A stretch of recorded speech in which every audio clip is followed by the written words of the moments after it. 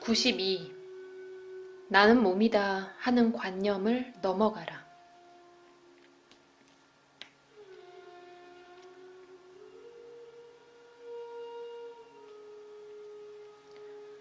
저희들은 헛된 것을 추구하며 쫓아다니는 짐승들과 비슷한데 그런 추구에는 끝이 없는 것 같습니다.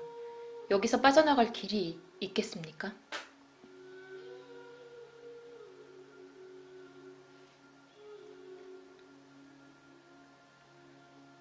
많은 길들이 그대에게 제시되겠지만 그것은 그대를 이리저리 데리고 다니다가 결국 출발점으로 도로 데려갈 뿐입니다.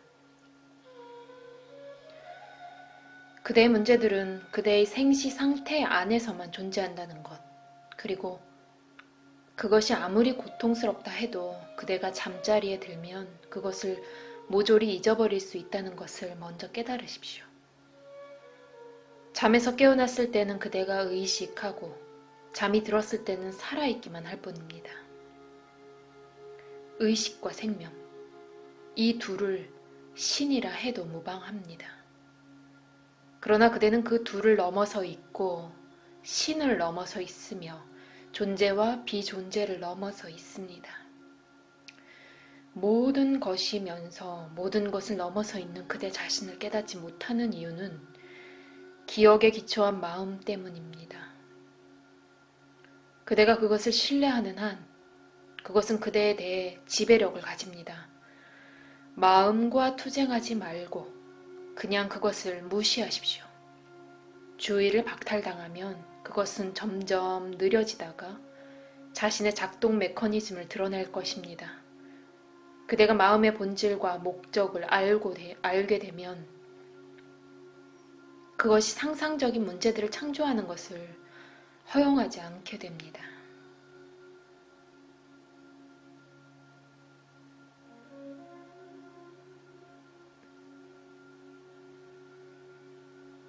분명 모든 문제가 상상적인 것은 아닙니다.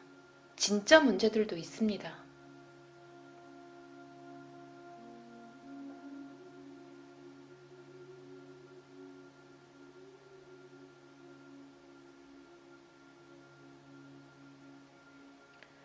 마음이 창조하지 않은 어떤 문제들이 있을 수 있습니까?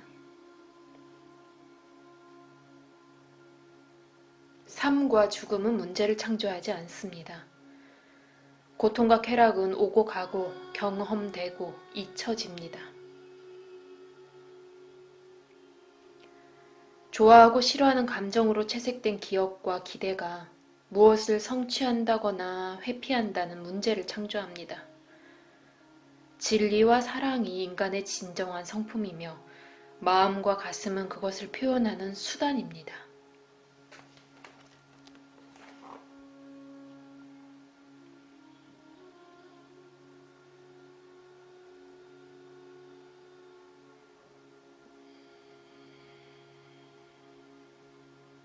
마음을 어떻게 조복받을 수 있습니까?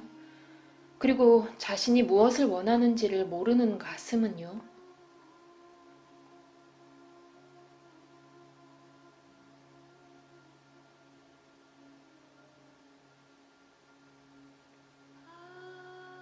그것들은 어둠 속에서는 일할 수 없습니다.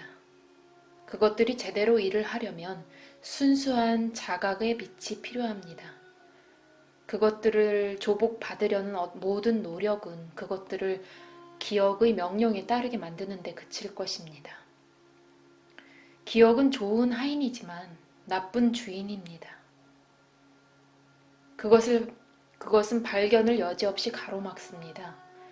실제 안에서는 노력을 할 여지가 전혀 없습니다. 몸과의 자기 동일시에서 비롯한 이기심이 주된 문제이며 다른 모든 문제들의 원인입니다.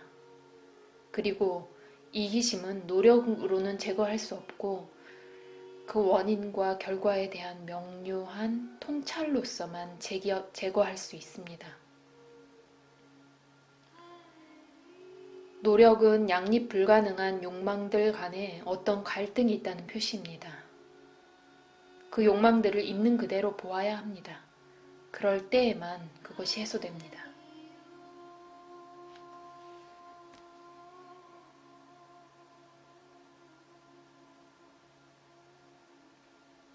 그러면 무엇이 남습니까?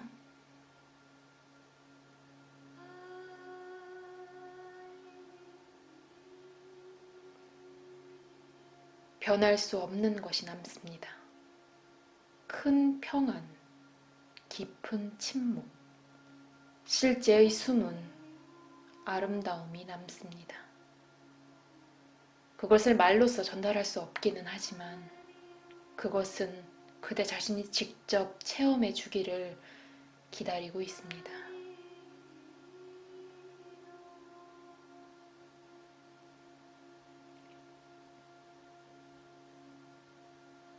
우리가 깨달음을 얻을 만한 그릇이 되어야 하지 않습니까? 우리의 본성은 그 핵심에서 동물입니다. 그것을 정복하지 않는다면 어떻게 우리가 실제가 동터오기를 바랄 수 있겠습니까?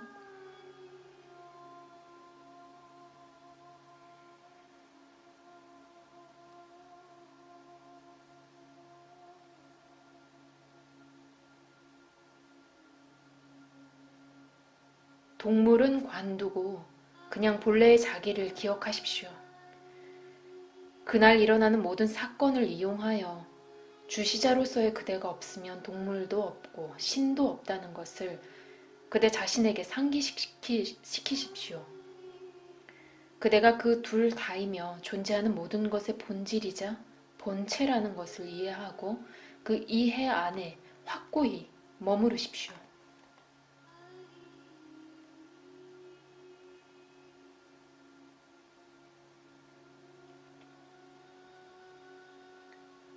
이해만으로 족합니까?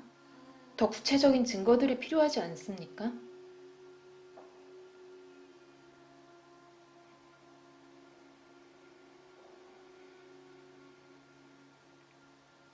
그대의 이해가 그 증거들의 타당성을 판정하겠죠. 그러나 그대 자신의 존재 이상으로 더 구체적인 어떤 증거가 필요합니까? 어디를 가든 그대 자신을 발견하십시오. 시간적으로 아무리 멀리 나가더라도 그대는 존재합니다.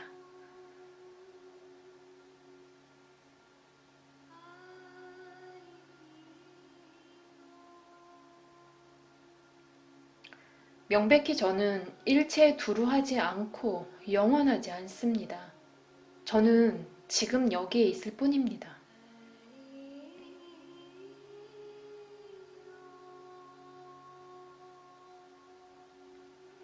그만하면 훌륭하지요.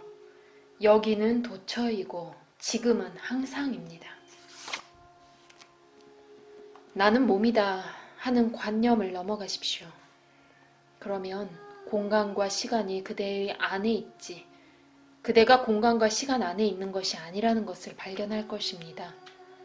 이것을 이해하고 나면 깨달음의 주된 장애는 제거됩니다.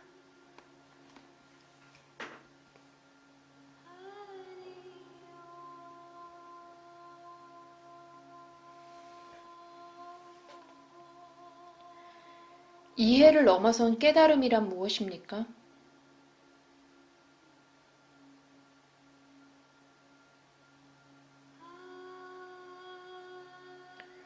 호랑이가 우글거리는 밀림이 있는데 그대가 튼튼한 철장 안에 들어있다고 생각해 보십시오. 그대는 자신이 철창에 의해 잘 보호되고 있다는 것을 알기 때문에 호랑이들을 겁없이 지켜봅니다. 그 다음에 그대는 호랑이들이 우리 안에 들어있고 그대 자신은 밀림 속을 배회하는 것을 발견합니다. 마지막은 철장은 사라지고 그대가 호랑이들을 타고 다니죠.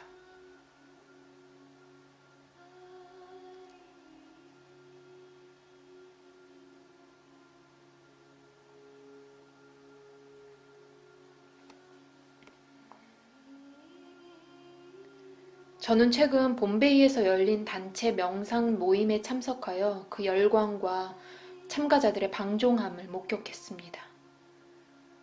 사람들은 왜 그런 걸 하려고 야단합니까?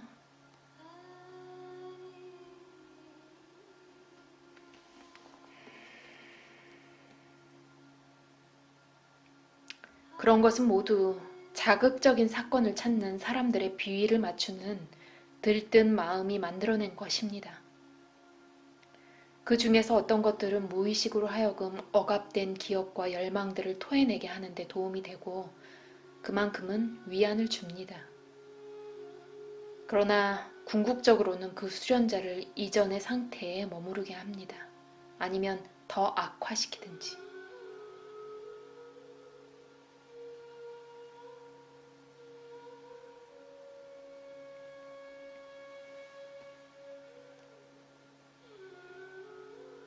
저는 최근에 한 요기가 자신의 명상 체험에 대해서 쓴 책을 한 권 읽었습니다. 그것은 환영과 소리, 색채와 음율로 가득 차 있는데 사뭇 볼만한 장면이고 정말 굉장한 흥미거리더군요. 결국에는 그것이 다 사라지고 완전한 두려움 없음의 느낌만 남았다고 합니다. 이런 모든 체험을 털끝 하나 다치지 않고 겪어낸 사람이 아무것도 겁내지 않는다고 하는 거야 놀라울 것도 없지만요. 하지만 이런 책이 저에게 무슨 소용이 있을지 의아했습니다.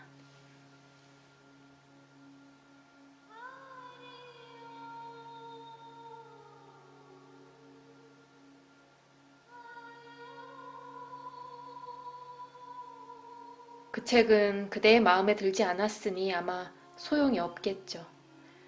다른 사람들은 좋은 인상을 받을 수도 있습니다. 사람마다 다르니까요. 그러나 누구나 자기 자신의 존재라는 사실과 직면합니다. 내가 있다는 궁극적인 사실이고 나는 누구인가는 궁극적인 물음입니다. 누구나 그 답을 발견해야 하는.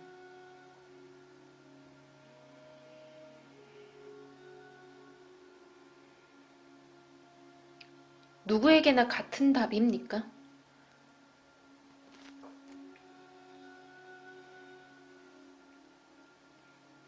본질에서는 같지만 표현에서는 다양하죠.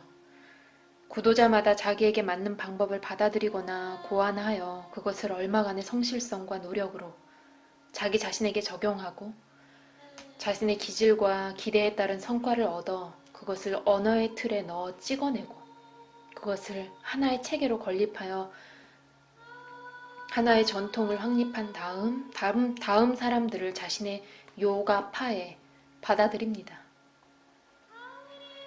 그것은 모두 기억과 상상 위에서 건립됩니다. 그런 어떤 파도 무가치하지는 않지만 그렇다고 불가결하지도 않습니다. 어느 파에서나 우리는 진보하고 싶다는 모든 욕망을 내버려야만 더 이상의 진보가 가능한 그런 지점까지는 진보할 수 있습니다. 그런 다음에는 모든 파를 내버리고 모든 노력을 그치게 됩니다. 홀로 어둠 속에 있으면서 무지와 두려움을 영원히 끝내버리는 마지막 단계를 밟게 됩니다.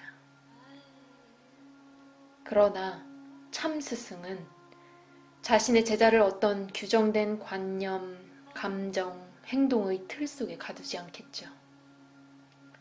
반대로 그는 제자에게 모든 관념과 정해진 행위 유형에서 벗어나야 한다는 것, 정신을 바짝 차리고 열심히 정진하면서 삶이 그를 어디로 데려가든 삶과 함께 나아가야 하며 즐기거나 괴로워해서는 안 되고 이해하고 배워야 한다는 것을 인내심 있게 보여줄 것입니다. 올바른 스승 밑에서 제자는 기억하고 복종하는 법이 아니라 배우는 법을 배웁니다. 사상, 곧 고귀한 사람들과의 친교는 사람을 형성하는 것이 아니라 해방합니다. 그대를 의존적으로 만드는 모든 것을 조심하십시오. 소위 스승에 대한 순복들의 대부분은 비극이 아닐지라도 실망으로 끝납니다. 다행히 진지한 구도자는 조만간 거기서 벗어날 것이고 그 경험을 통해 더 지혜로워질 것입니다.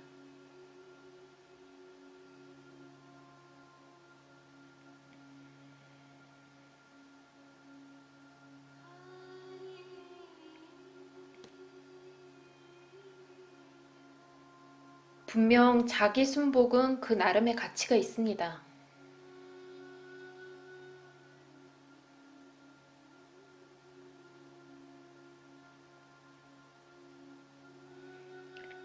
자기 순복이란 모든 자기 걱정을 스승에게 맡겨버리는 것입니다. 그것을 의식적으로 행할 수는 없습니다. 그것은 그대가 자신의 참된 성품을 깨달을 때 저절로 일어납니다. 말로 하는 자기 순복은 설사 감정을 수반한다 해도 거의 가치가 없고 긴장을 받으면 무너집니다. 기껏 해야 그것은 하나의 열망을 보여주는 것이지 실제적인 사실을 보여주는 것은 아닙니다.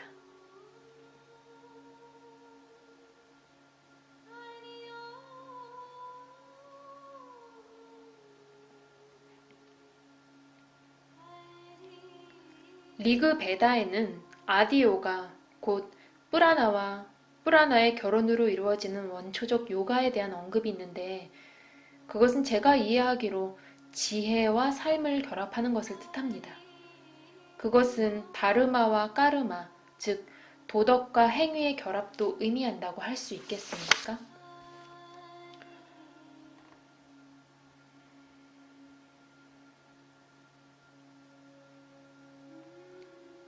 그렇지요.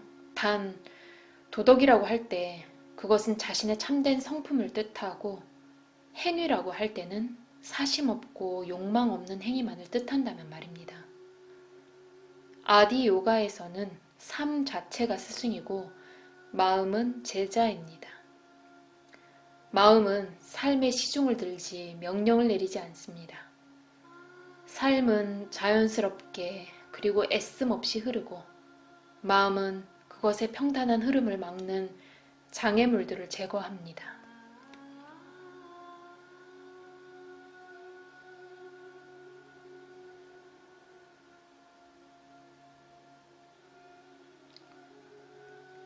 삶은 그 본질상 반복적이지 않습니까?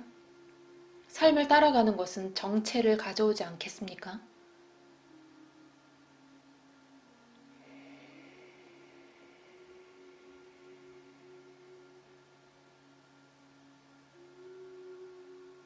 원래 삶이란 무한히 창조적입니다. 하나의 씨앗이 때가 되면 숲을 이룹니다. 마음은 산림 관리자와 같아서 존재의 그 무한한 생명 충동을 보호하고 조절합니다.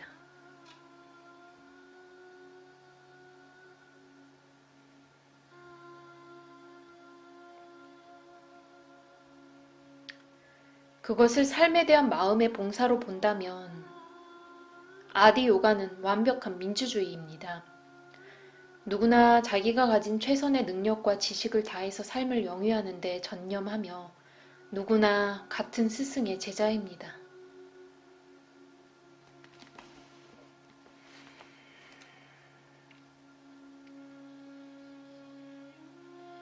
그렇게 말할 수도 있겠죠.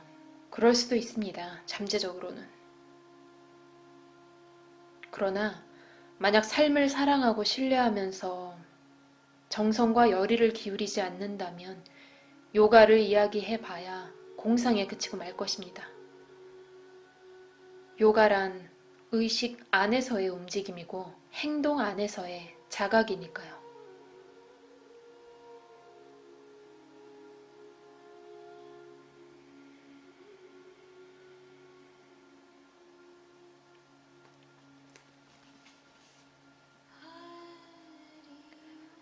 언젠가 제가 바위 사이로 흐르는 산간 계류를 지켜보았는데 바위에서마다 물의 소동은 그 바위의 형태와 크기에 따라 달랐습니다. 각 개인도 하나의 육신 위를 흐르는 소동에 불과한 반면 삶, 생명은 하나이고 영원하지 않습니까?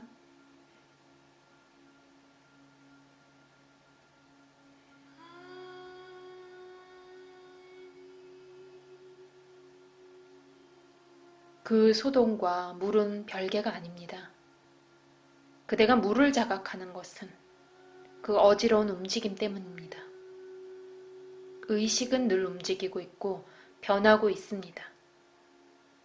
불변의 의식 같은 것은 없습니다. 불변성은 의식을 즉각 쓸어가 버립니다. 외적인 혹은 내적인 감각을 박탈당한 사람은 공백 상태가 되거나 아니면 의식과 무의식을 넘어가서 탄생도 죽음도 없는 상태 속으로 들어갑니다. 영혼과 물질이 합쳐질 때만 의식이 태어납니다.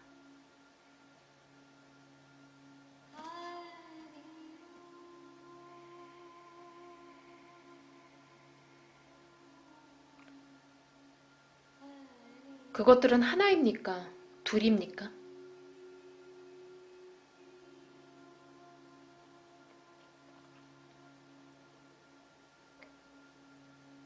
그것은 그대가 사용하는 말에 달렸습니다. 하나이거나 둘이거나 셋이지요. 탐구해보면 셋이 둘이 되고 둘이 하나가 됩니다. 얼굴, 거울, 상의 비유를 들어봅시다. 그 중에 어느 둘도 나머지 하나를 전제하며 그것이 그 둘을 결합시킵니다. 수행을 하면 그대는 그 셋을 둘로 보다가 마침내 그 둘이 하나라는 것을 깨닫습니다. 그대가 세계에 몰두해 있는 한 그대 자신을 알 수 없습니다. 그대 자신을 알려면 주의를 세계로부터 돌려 내면으로 향하게 하십시오.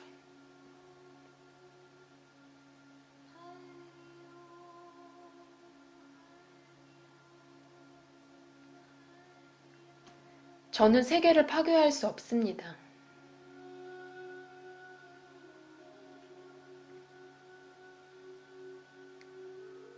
그럴 필요는 없습니다. 그대가 보는 것은 존재하는 것이 아니라는 것만 이해하십시오. 탐구해보면 겉모습들은 해소되고 저변의 실제가 표면으로 나올 것입니다. 집에서 나오려고 집에 불을 지를 필요는 없습니다. 그냥 걸어 나오면 됩니다. 우리가 자유롭게 출입할 수 없을 때만 집이 하나의 감옥이 됩니다. 저는 의식을 쉽게 그리고 자연스럽게 출입할 수 있고 그래서 저에게는 세계가 하나의 집이지 감옥이 아닙니다.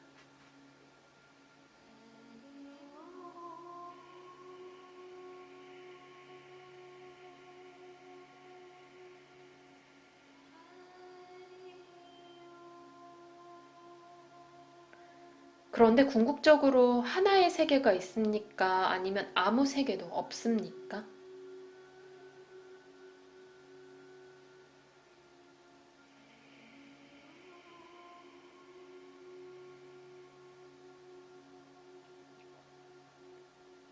그대가 보는 것은 그대 자신에 지나지 않습니다. 그대가 그것을 뭐라고 부르든 그것이 그 사실을 바꾸어 놓지는 않습니다.